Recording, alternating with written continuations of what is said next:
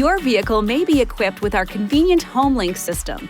HomeLink replaces up to 3 remote controls or handheld transmitters so you can operate devices such as garage door openers, motorized gates, lighting, or home security systems from the safety of your driver's seat. You'll find the HomeLink buttons on the sun visor. To start programming for a garage door opener, first make sure you're parked outside the garage. It's also recommended that you put new batteries in the handheld device you'll be programming. The HomeLink unit is powered by the vehicle's battery and does not require replacement. You'll want to reset the HomeLink system memory. To do this, simply push and hold the 2 outside buttons until the indicator light flashes. This could take up to 20 seconds. This procedure erases all 3 HomeLink button programs, so you only need to do it once. Do not erase all 3 channels when programming additional buttons. Now, before you program your HomeLink system, you'll need to determine the type of garage door opener you have. Go to the garage door opener motor in the garage. See if you can find the Learn or Train button, which is usually found where the hanging antenna wire connects to the garage door opener motor.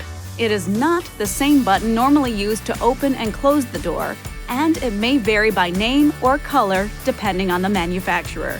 If you can find a Learn or Train button on the opener motor, then you're using a newer, rolling code garage door opener, and programming will involve a few additional steps. If there is no Learn or Train button, that means you have an older, non-rolling code garage door opener. Once you know what type of opener you're using, you're now ready to program the HomeLink system. Here we go. Put the ignition switch in the on-run position, but don't start the engine.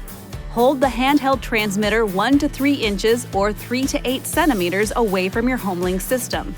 Now, simultaneously push and hold both the HomeLink button you want to program and the handheld transmitter button. Watch the HomeLink indicator light. It will flash slowly at first and then rapidly. It may take 30 seconds or more for the rapid flashing to occur. When it does, release both buttons. The garage door may open and close while you're programming. To check your programming, push and hold the just programmed HomeLink button and observe the indicator light. If the indicator light stays on continuously, then programming is complete and the garage door should activate when the HomeLink button is pushed. At this point, if you have an older, non-rolling code garage door opener, you're done. Your HomeLink controls and garage door opener should now be in sync. If you have a rolling code garage door opener, here's where those additional steps come into play. Go to the garage door opener and once again, find the Learn or Train button. Firmly push and release it. You now have 30 seconds to return to the HomeLink system, so move quickly. Better yet, it might be good to have a second person standing by at the HomeLink system. Once there, push the HomeLink button you'd like to program twice. Hold the button for 2 seconds each time.